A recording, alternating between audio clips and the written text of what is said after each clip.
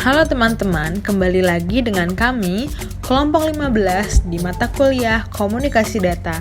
Kami beranggotakan Imam Purnomo, Wahyu Santoso, dan Dian Lestari. Pada kali ini, kami akan membahas tentang Service Security. Sebelum kita masuk materi Service Security, apakah teman-teman tahu apa itu Network Security? Apakah ada yang tahu? Nah, kita akan menjelaskan dari network security. Nah, jadi network security adalah keamanan jaringan yang terdiri dari kebijakan dan praktik untuk mencegah dan memantau akses yang tidak sah, penyalahgunaan, maupun penolakan yang terjadi di jaringan komputer. Setelah kita mengetahui apa network security, maka kita akan membahas pada pokok utama yang kita akan bahas oleh kelompok 15 pada video ini. Kita akan membahas security service, seperti yang ada pada judul. Dan di security service, terdapat 5 jenis layanan keamanan. Nah, yaitu yang pertama, keamanan hubungannya dengan pertukaran pesan, atau dalam layar, security service message, yang dibagi menjadi 4, yaitu confidentiality, integrity, authentication, dan non-repudiation.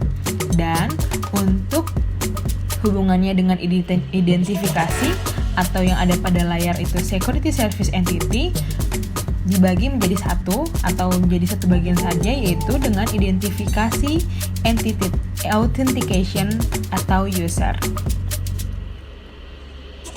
Untuk lebih jelasnya, kita akan membahas satu persatu dari 5 jenis security service tersebut.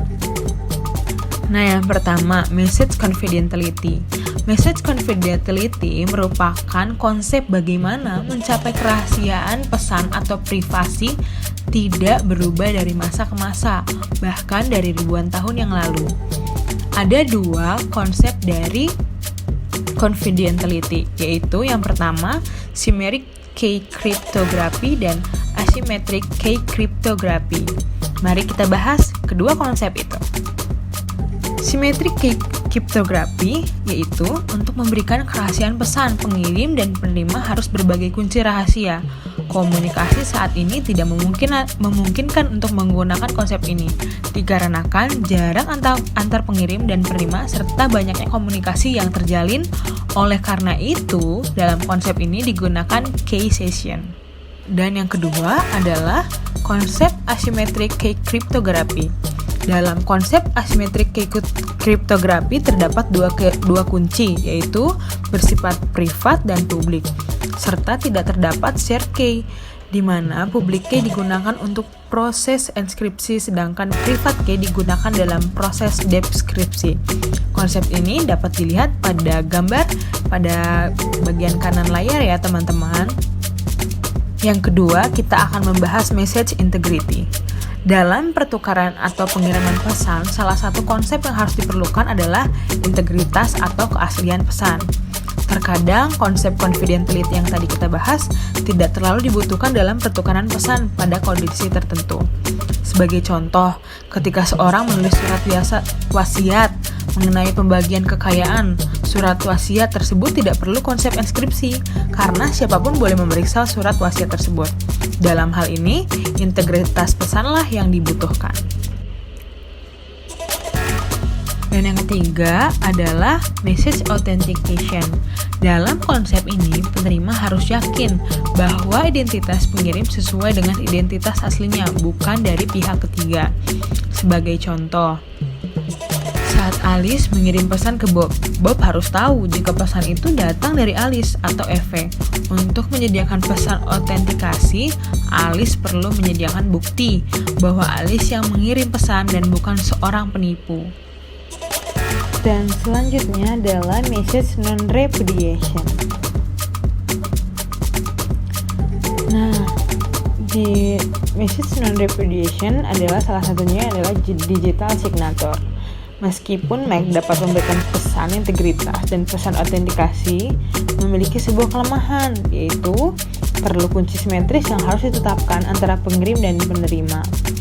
Di pihak lain, tanda tangan digital dapat menggunakan sepasang kunci simetris. kunci umum dan pribadi. Tanda tangan adalah proto penerima bahwa dokumen berasal dari entitas yang benar. Dan yang selanjutnya adalah entity authentication. Entity authentication adalah teknik yang dirancang untuk memungkinkan satu pihak membuktikan identitas pihak lain. Entitas dapat berupa orang, proses, klien, atau service. Entitas yang identitasnya perlu dibuktikan disebut penggugat. Pihak yang mencoba membuktikan identitas penggugat disebut verifikator. Nah,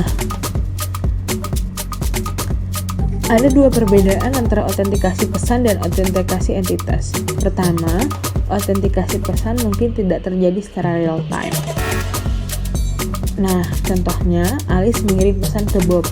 Ketika Bob mengautentikasi pesan tersebut, wali kota Alice mungkin tidak hadir dalam proses komunikasi. Di sisi lain, ketika Alice meminta autentikasi entitas, tidak ada komunikasi pesan nyata yang terlibat sampai Alice diautentikasi oleh Bob. Alice perlu online dan mengambil bagian dalam proses hal tersebut. Hanya setelah dia diautentikasi, pesan dapat dikomunikasikan antara Alice dan Bob. Sesuatu yang diketahui ini adalah rahasia yang hanya diketahui oleh penggugat yang dapat diperiksa oleh pemverifikasi. Contohnya adalah saat kata sandi kita, nomor PIN, kunci rahasia, dan kunci pribadi. Dan yang kedua, yaitu sesuatu yang dimiliki. Ini adalah sesuatu yang dapat membuktikan identitas penggugat. Contohnya adalah paspor, SIM, kartu identitas, kartu kredit, dan kartu pintar. Dan yang ketiga, sesuatu yang melekat. Ini adalah karakteristik yang melekat pada penggugat.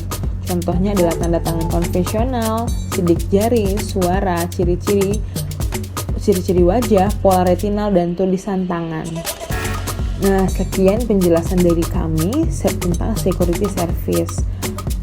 Jadi, kami akan simpulkan ada 5 jenis dari security service, yaitu untuk keamanan hubungannya dengan pertukaran pesan ada message confidentiality, integrity, authentication, dan non-repudiation. Message confidentiality dalam konsepnya pengirim akan merahasiakan pesan yang dikirimkan penerima. Dengan kata lain, pesan yang dikirim bersifat rahasia dari pihak luar. Yang kedua, message integrity. Dalam konsep ini, pesan yang dikirimkan oleh pengirim haruslah sama dan tidak ada perubahan dengan pesan yang diterima oleh penerima. Dan yang ketiga, message authentication.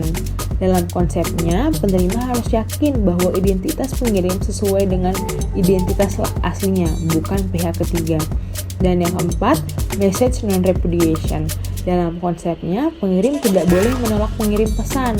Seperti contoh, ketika pelanggan mengirim pesan untuk mentransfer uang dari satu akun ke akun lainnya, maka file bank harus memiliki bukti bahwa pelanggan benar-benar meminta transaksi ini. Dan yang terakhir, security service yang dengan hubungannya identifikasi entitas atau user, yaitu entity authentication.